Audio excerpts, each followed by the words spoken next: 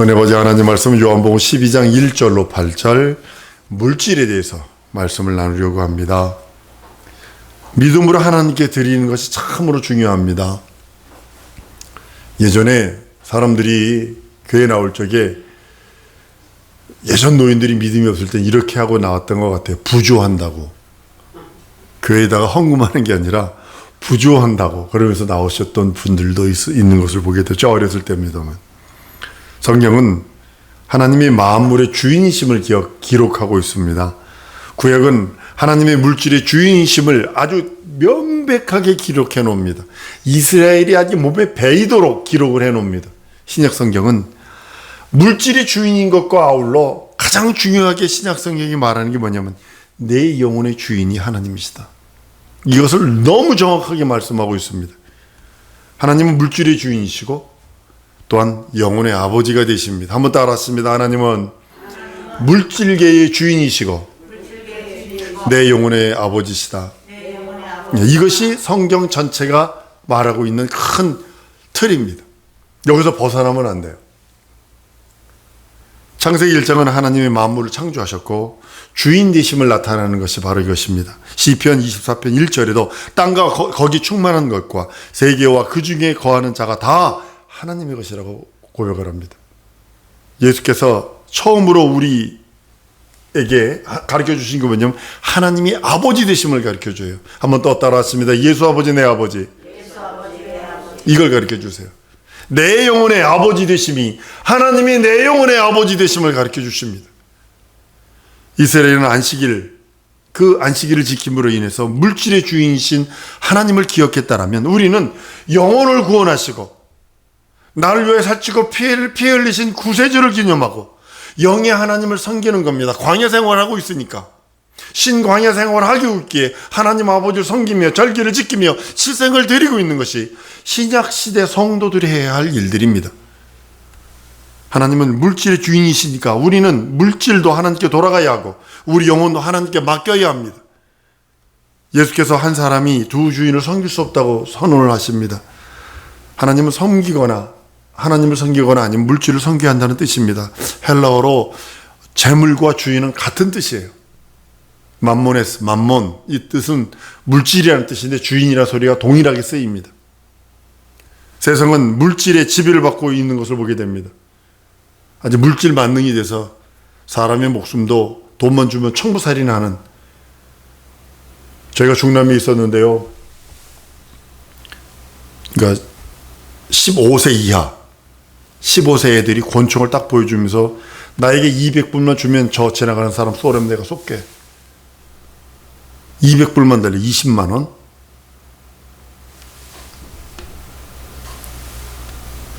그렇게 그 돈 때문에 사람 죽이는 거예요. 돈 때문에. 어떤 영화를 보니까 집안인데 사람들이 많이 없어져서 벽을 보니까 사람을 비닐에다 집어넣고 죽여가지고 비닐에 집어넣고 사람을 세워가지고 벽에다 쪼르르 세워놓고 벽을 해놔가지고 안 보이는 것 뿐이야. 마피아들이 사람을 그냥 자기 편 아니라고 목을 잘라가지고 아주 잔인하게 목은 이쪽에다 버려버리고 몸뚱이는 저쪽에다 버려버리고 물질 만능이 돼버려서 그래요. 그리고 오늘 주말에 주신 사단에게 자기 영혼이 팔려서 그럽니다. 예나 지금이나 물질을 가진 자가 주인입니다. 미국이 왜 그렇게 전 세계 천조국이라고 그러죠. 천조국. 천조를 쓸 수 있는 나라가 미국이랍니다. 그러니까 군사력도 최고고 모든 것들을 다 그렇게 하는 모습을 봅니다. 하나님은 영적으로, 하나님의 사람은요 영적으로 도우시는 그 하나님의 도움을 바라는 자입니다. 한번 따르면 난 영적인 사람이다. 여러분이 선언했으면 영적인 도움을 바라는 그 하나님 앞에 절대 복종해야 됩니다. 그 말씀에 영적으로 주관하시는 분 앞에 자기 마음을 드리고 물질로서 그 앞에 종이 되든지 아니면 물질이 나의 주인이 되어서 물질 아래서 종로로 타다가 세상 이 물질계 불탈 때 함께 불탈 것인지 결정하라고 성경은 말씀하고 있는 것입니다.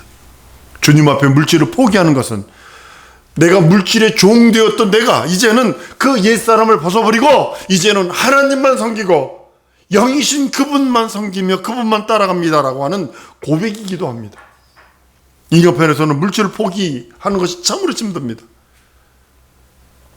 하나님을 포기하게 되거든요. 근데 만약에 물질을 포기치 않으면 하나님을 포기하게 되는 거예요. 내가 물질을 포기치 않으면, 물질계를 포기치 않고 물질 포기해서 다 버리고 거지처럼 살라는 거, 그런 뜻 아닙니다. 오해하시면 안 돼요. 물질을 포기하라고 그래서 거지처럼 살라는 것이 아니라 물질보다 하나님을 더 우선순위로 두라는 뜻입니다. 만약에 여러분들이 물질을 포기하지 않으면 하나님이 여러분을 포기해 버리셔요. 이게 무서운 거예요. 중간이 없어요. 신앙은 중간이 없어요. 두 주인을 섬길 수 없기 때문입니다. 물질은 세상에서만 유용한 것이 아니라 교회에서도 유용합니다. 우리 교회 보세요. 꼬박 들어가는, 그냥 우리 교회 있습니다 그러면 꼬박 들어가는 돈이 있어요. 뭐 나가지 꼬박 들어가는 것이 있어요. 그래서 기도하는 거예요. 여러분들, 제가 기도 제목 내놨잖아요. 이 복음 뿌릴 수 있는 밭을 주시고 건물을 지어주는 자가 나타나게 하시고 살려는 자도 붙여주세요 하고 하는 이유가 거기 있는 겁니다. 모든 것들이 하나님 손에 있기 때문이에요. 전 믿고 의지하고 기대하고 있습니다. 기독교 신앙은요, 물질을 통해서 표현되는 겁니다. 예수께서 우리 물질이 있는 곳에 마음도 있다고 표현하시고, 그 물질을 어디다 사용하느냐에 따라서 소망의 유무가 있습니다. 지금 중국이 난리가 났죠. 북한이요, 진짜 화폐 개혁을 많이 했다고. 왜 화폐 개혁을 한 줄 아세요? 공산당에서는 돈을 줄 수가 없어요. 먹을 걸 줄 수가 없어요. 그러니까 장마당을 허락을 했다고요. 장마당을 했으니까 쌀 1kg짜리를, 여인들이 무서운 거거든요.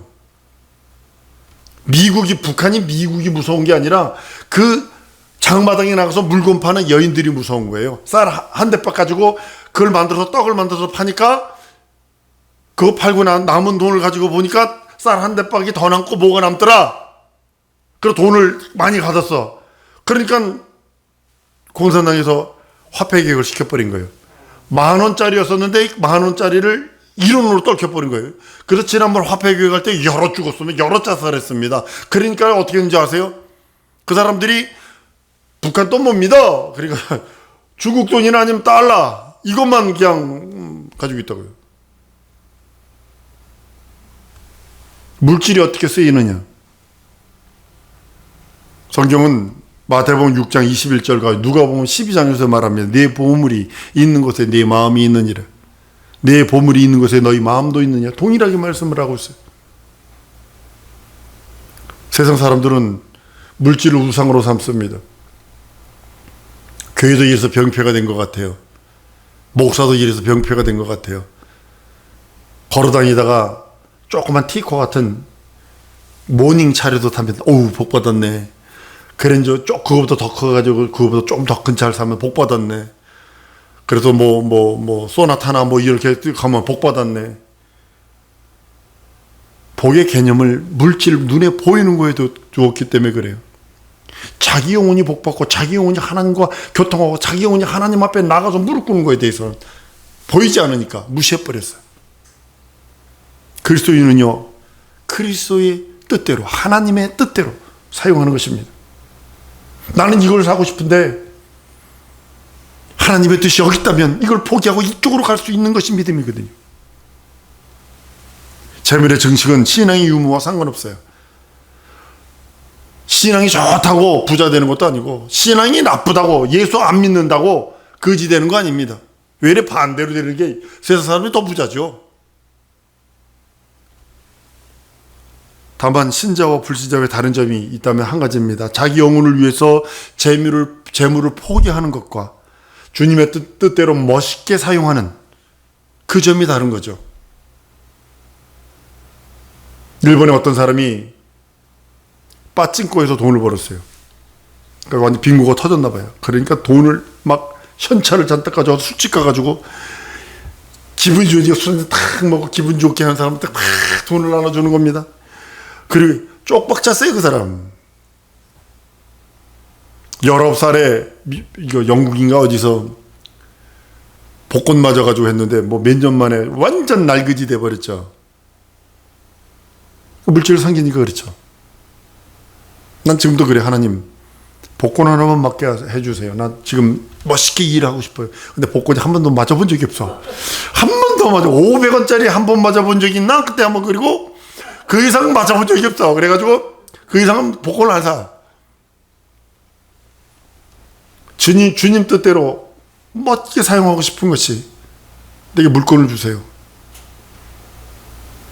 썩어질 물질로 영원한 친구를 위해서 사용하라고 성경은 말씀을 합니다. 신앙과 재물이 비례하지 않으니까요.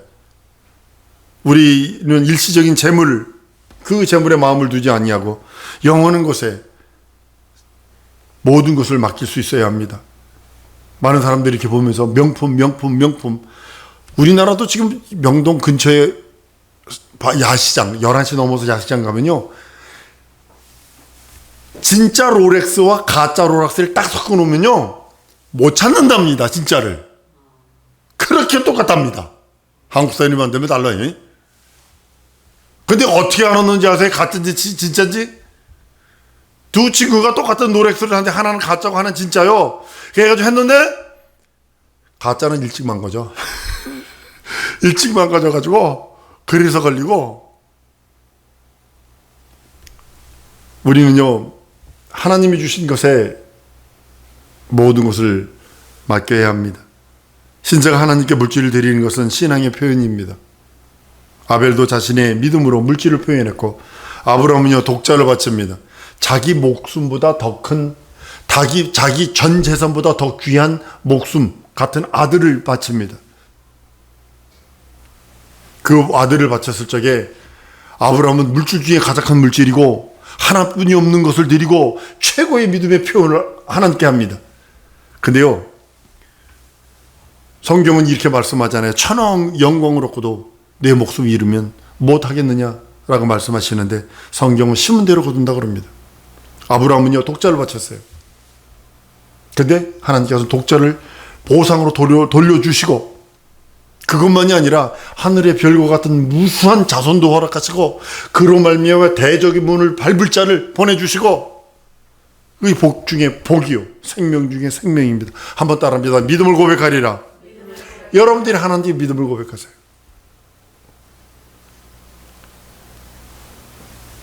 심은 대로 거두는 이유가 농사의 비유입니다. 물질을 바치면 물질이 돌아옵니다. 하나님께서 우리에게 필요한 건 다만 인내가 필요한 것이, 심었으니 반드시 거둘 것이니 응답이 늦다고 원불교할 필요 없어요. 뽑아버릴 필요 없어요. 의심할 필요 없어요. 불평불만할 필요 없어요. 남들이 도리어 안 될 때 그때 위력이 나타날 것이고 그때 더 큰 능력으로 돌아올 것이니 난 그것만 믿고 있는 거예요. 지금 당장 현실이 어떻게 되더라도 기도한 것은 절대로 의심하지 마세요. 반드시 심었으면 돌아옵니다. 물질은 주인의 뜻대로 사용해야 합니다. 우리가 하나님께 물질을 드릴 때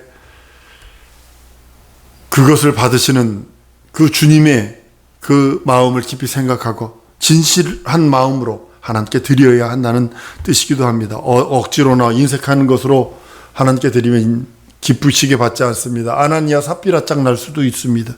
하나님은 즐겨내는 사랑한다고 성경은 말씀하고 있기 때문입니다.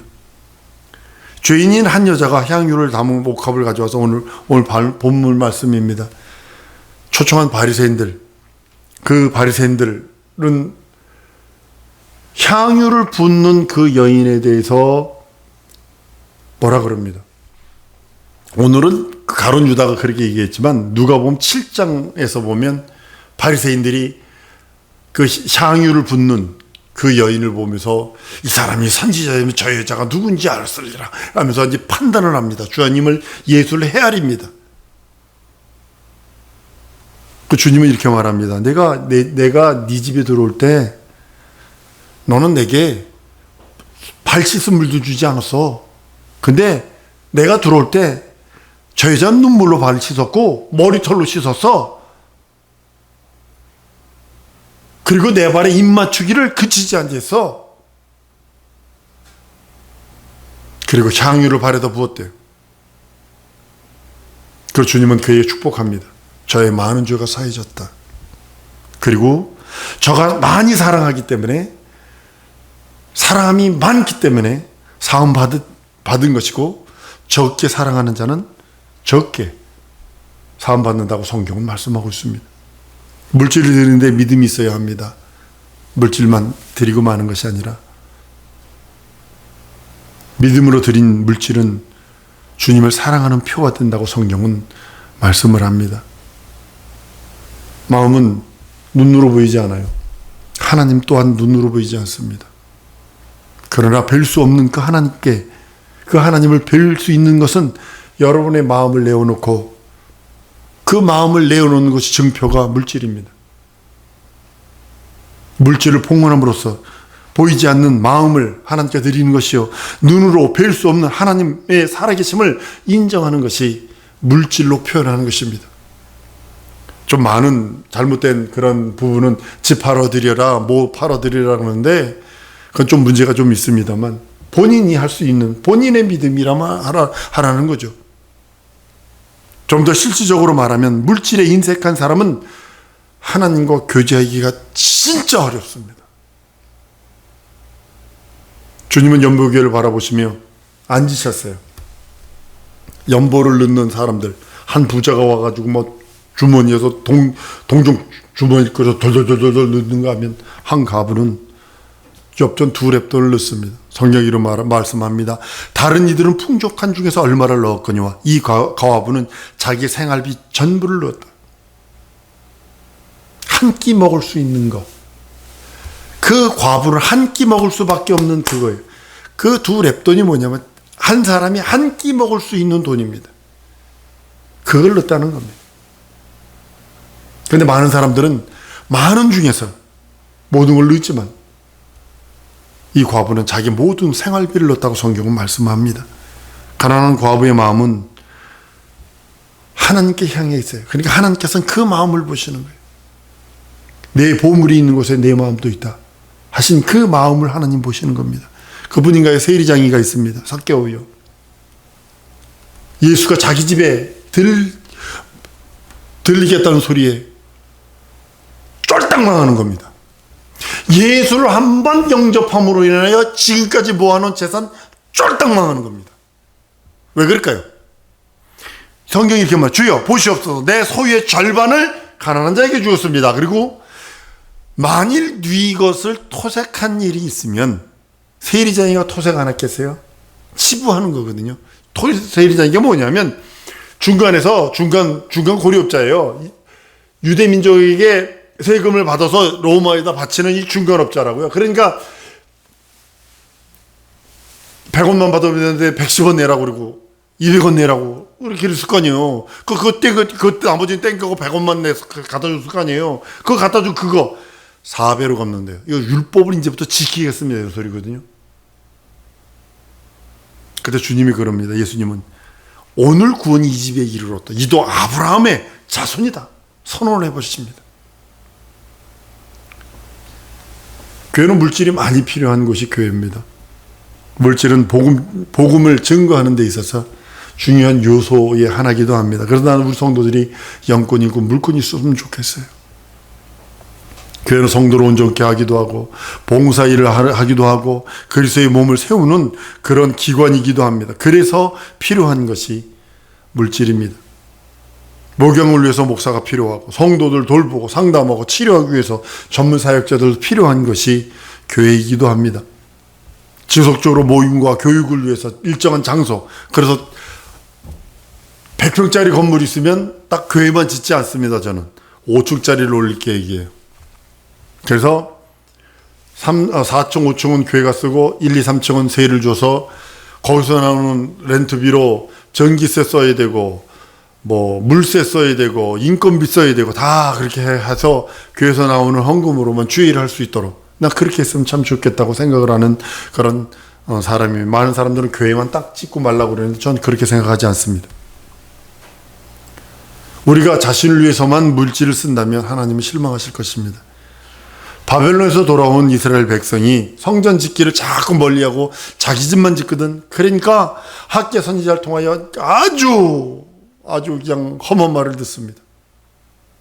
난 우리 성도들이 주 예수의 일, 그 일을 성공하기를 원하는 겁니다.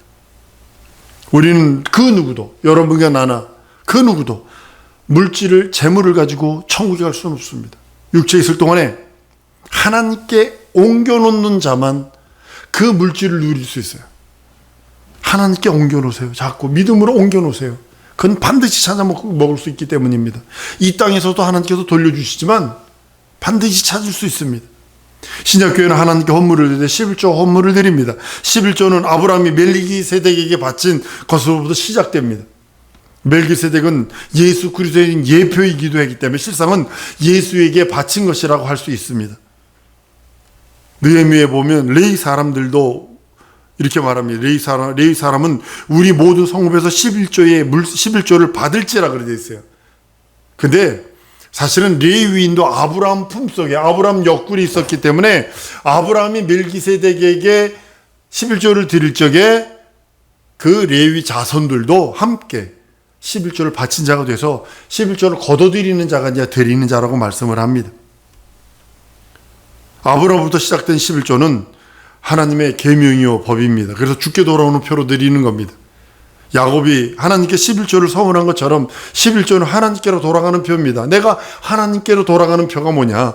창세기 28장 21절에 나로 평안히 아비 집으로 돌아가게 하오시면 여호와께서 나의 하나님이 되실 것이요. 11조를 드리겠다고 말합니다. 그리고 11조 외에 헌물을 드립니다.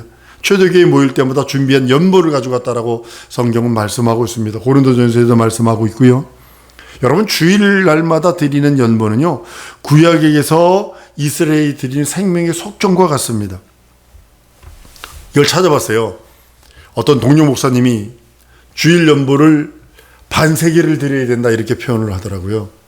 그래서 이제 뭐 찾아봤더니 이 말씀 출애굽기 30장의 그 근거입니다. 반세겔이 얼마인지 아십니까? 한 사람의 이틀 품값입니다. 진짜 이거 어마어마한 겁니다.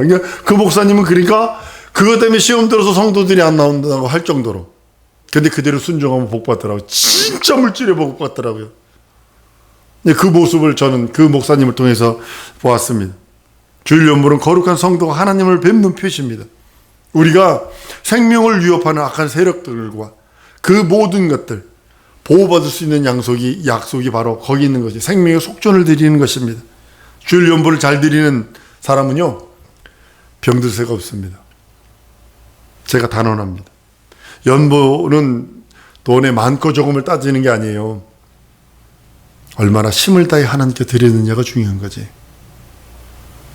규칙을 딱 정해서 반세겔 뭐 이틀 뭐 일한 것 이것이 아니라 내가 얼만큼 힘을 다해 주께 드릴 수 있느냐. 성경 그렇게 말하고 있습니다. 우리 사랑하는 성도들, 난 영권 있고 물권 있고 원해요. 그래서 성도들이 진정으로 주 앞에 힘을 다해서 멋있게 헌신봉사 충성하다 주 앞에 이를 수 있는 능력 있는 신앙인들을 되기를 원합니다. 이 시간에 기도하는 시간 같습니다. 하나님, 내게 말씀하셔서 내게 진정으로 은혜와 은총이 넘치게 하시고 영권 있고 물권을 주셔서 힘있게 주의 일 순종하다가 신나게 주의 일 성공하다가 주 앞에 이를 수 있게 해달라고 다 같이 통성으로 기도하십니다.